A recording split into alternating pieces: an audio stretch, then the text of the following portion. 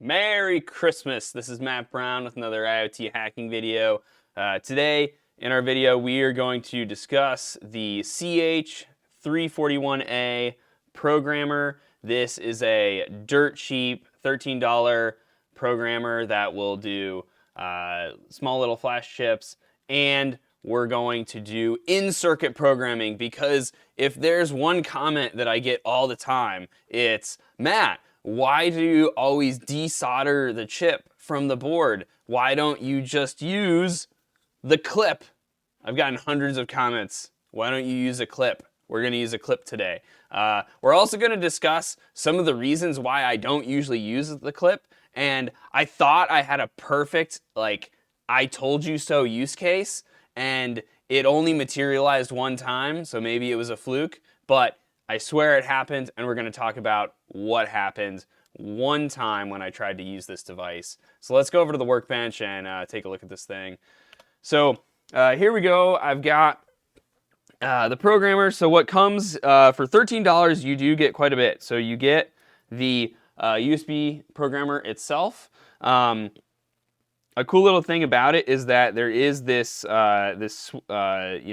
pin toggle here that we can change the mode of this device to be a serial UART adapter. It is 5 volt. I don't know if there's a way to make it 3.3 volt. If there is, somebody tell me. But that being said, that's not really why we want this device. We want this device to read and write to flash chips, like this little flash chip on this Microscope LTE router that we've been doing a video series on. So we're not doing any new analysis on this device today, but we're going to use it as a demo to use that 8-pin clip to clip on to this SOP8 package chip. So what you get out of the box, you get, or the bag, if you will, you get the programmer itself. You do get the clip, again, that everybody talks about. It's all the rage. And then you can see that on the clip there are 8, like the other side of the clip, there's 8 pins, and then this plugs in to this little guy, and you have to plug it into the right spot, and we'll talk about that in a little bit. And then the other thing you get is you get this little conversion kit to do stuff that does 8.1 volts, so that's kind of nice if you find a chip that does that. And then if you're like me, you've got this little adapter. So if you do end up doing a chip off, you can use this device as well and just put the chip into this adapter, which is extremely similar to the XGeku ones that I have over here. So this is how we read the chip last time, right? I could probably use this and connect it up to this programmer, no problem. Because I assume they map those pins just down in a very logical fashion. So, and then you get a couple other little breakout boards, stuff that we don't really care about right now. So we are going to put this under the microscope so that we can see how I'm connecting up this device, because that is relevant to what kind of chip that we have. So here under the microscope, let's turn my light on. And first, actually, let's look at the board. So here is our chip that we want to read from. You can see that I've cleared the area and I've knocked off a couple components which were non-critical. And so I had to rip away the shield a little bit to get access to this chip. And so what we're going to do is we're going to be placing the clip onto these 8 pins, noting that this is our pin 1 indicator on our flash chip. So that is going to match up with, on the clip, you see that there is a singular red wire among the other gray wires. And so that is our pin 1 indicator on this clip. And then where that's going to plug into here on our reader is going to depend on what kind of chip we have. So when we flip it over, you notice that, so we have an 8-pin chip, but here we have, we have 16 pin slots here in this programmer. And so we need to know where to place our chip. So we are reading from a SPI-based flash chip today. And you can see here that it has like a 25 here. And that's because many of these SPI-based flash chips that this reader is designed for correspond to a kind of convention when naming these flash chips. Here you can see that the model number of our flash chip starts with 25. So that is what this is referring to right here. And it's showing us that if we flip it over, I'm trying to keep this all in focus, that we're going to have it on the bottom part of this reader. So the top being where this little guy is that locks everything in place. And so we're going to need it to be that way. And something to note is that we want pin 1 to always be facing the top. So let's go back out to the other camera shot because you can see some stuff from there. But to summarize, we have our reader here. We know that we're doing a SPI-based flash chip, so we're going to put it in this bottom section down here. Here's our clip, and we're going to have that red wire facing up, but we're going to place it into the bottom 8 pin slots, and then we're going to lock that in place. So that is ready to read, and now what we're going to do is we're going to bring our device over here, and we're going to clip this on, and then we're going to get the software ready, and because there's not really a good way of knowing when you have a good connection, and you may have to fiddle with this a bunch, which to be fair, my other reader, as you've seen if you've watched some other videos, sometimes I have to fiddle around with the chip in here to make sure that everything is connected up. So I'd say that's a tie for both of these programmers. We'll talk about some of the pros and cons of these. Obviously, the biggest pro here is the price, $13, hard to beat. So we're gonna clip that on, and this thing fell out. That's great. All right. So we're placing that in, throwing the little lever to lock that in place. And then I've got my USB hub here, which we're going to plug this device into. And now let's go over to our computer. Yeah, you can see here I got on the screen, I got some documentation. I will post a link to this GitHub repository. Again, it's just talking about what we saw on the back of that circuit board, that there's the SPI and the I2C style of chips, and so you have to put the clip into the correct spot. So for the software that we're using, the software that is going to work with the CH341A is FlashROM. This is a very well-known program that works with this programmer as well as a number of other programmers. So definitely be on the lookout for that. And so I run Arch Linux, and so I already have this package installed. So I got it from the official repositories, and that will make us good to go. So over here, let's go ahead and attempt to read this firmware. So here I'm running, I don't think I have to run it with sudo, so let's just get rid of that for now. I think I have the udev rules all set up. So we're gonna run flashrom -- programmer, and this is where we're specifying the specification of our programmer device, because like I said, FlashROM supports a number of different programmer devices.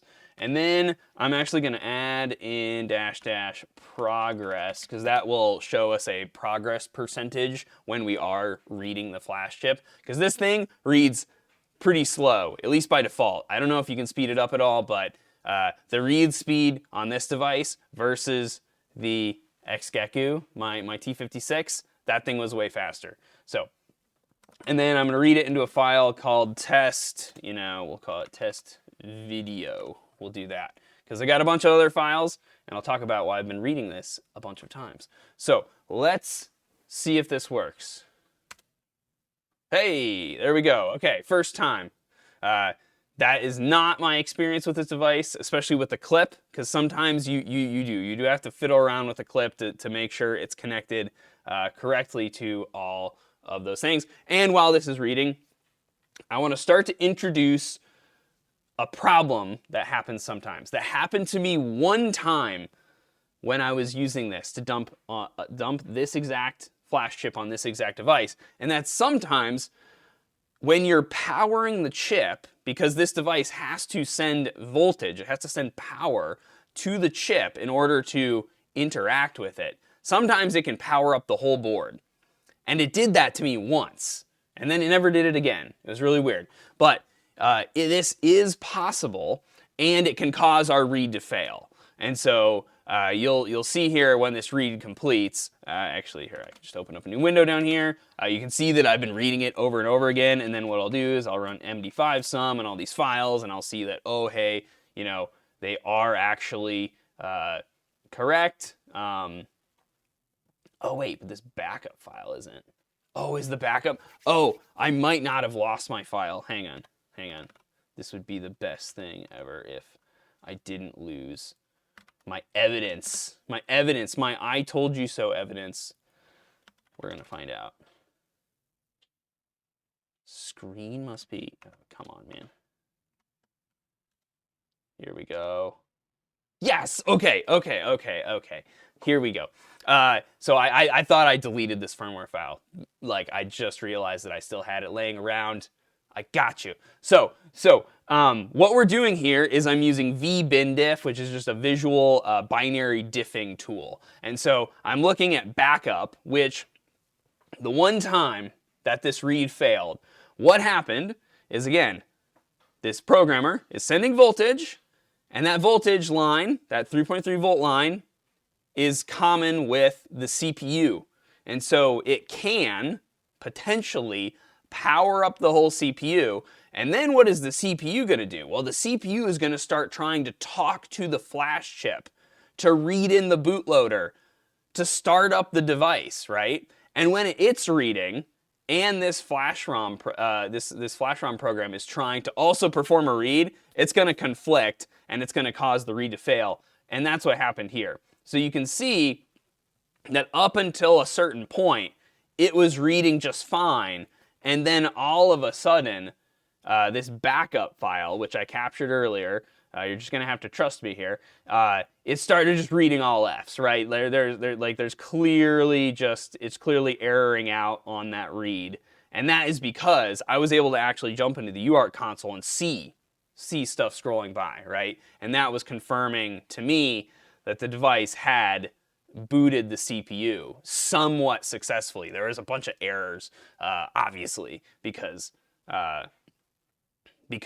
flash ROM was also trying to send commands to read from the flash chip at the same time the CPU was. So that caused a problem, but here you can see that the firmware that we just dumped, if we go back to our MD5 sum, this did dump the firmware correctly, which again, once we dump the firmware, then we can, do things like use binwalk like we've done in past videos here, and so we have the results already in this extraction directory. Go watch my other videos on this device if you want to learn more about that. But let's talk about over on the board a little bit why we would see the power rail being the same. So let's go ahead and let's look under the microscope.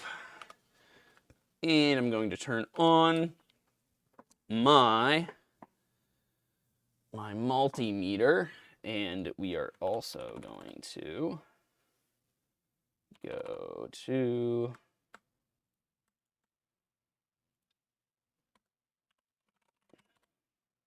continuity mode. All right. So we're now in continuity mode. I'm going to take this clip off. So, okay, so right now, device is not powered. There's barrel jack proof.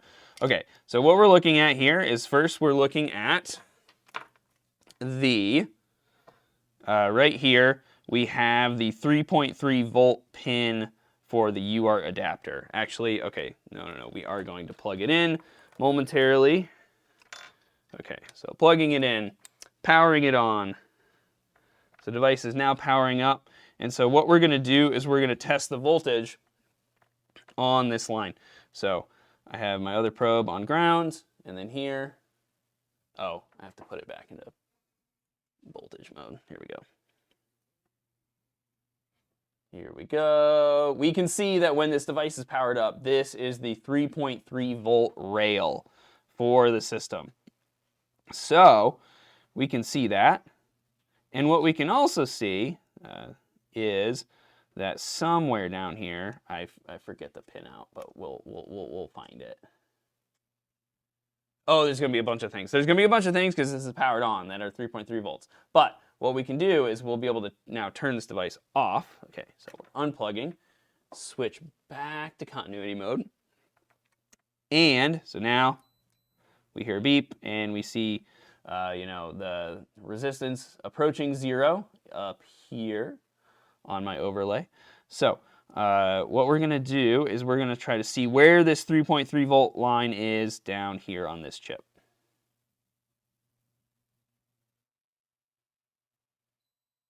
There it is, right there.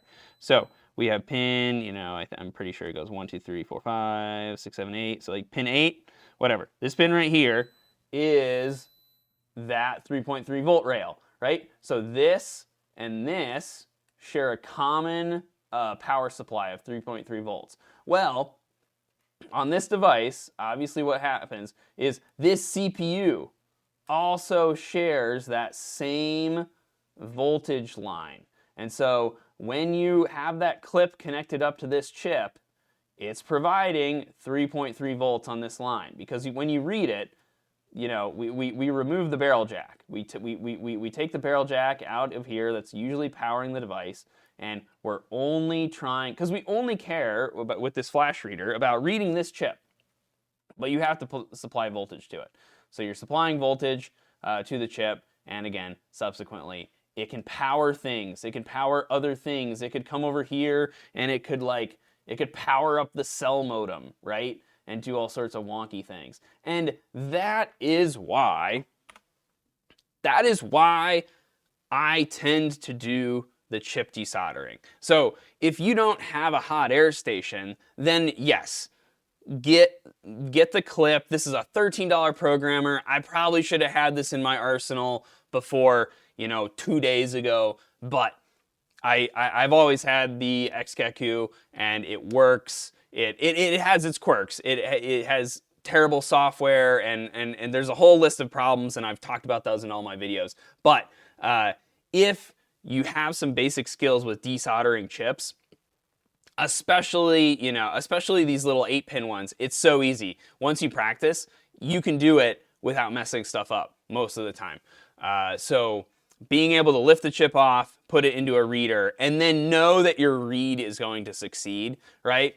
I've had too many problems on pen tests where I'm beating my head against the wall because I have too many variables in play, right? Like, I read the firmware, I thought I read it correctly, but I wasn't reading it correctly because some other unknown variables, right? In a pen test environment like that, you want to reduce the variables you're working with, and that's why I tend to do chip-off firmware extraction. So I am going to keep this in my toolkit. I will try it from time to time, but most of the time, I'm probably going to keep desoldering things. And the cool thing about this tool is that you can do that, right? It has those adapters that you can desolder the chip, pop it in, just like you do on the XKQ platform, and that's awesome. That's an awesome capability to have. So, want to wish everyone a Merry Christmas who's watched to the end of this video. Please subscribe if you're not subscribed already, and have a good Christmas, a good New Year, and that's all I got for you. Have a good day.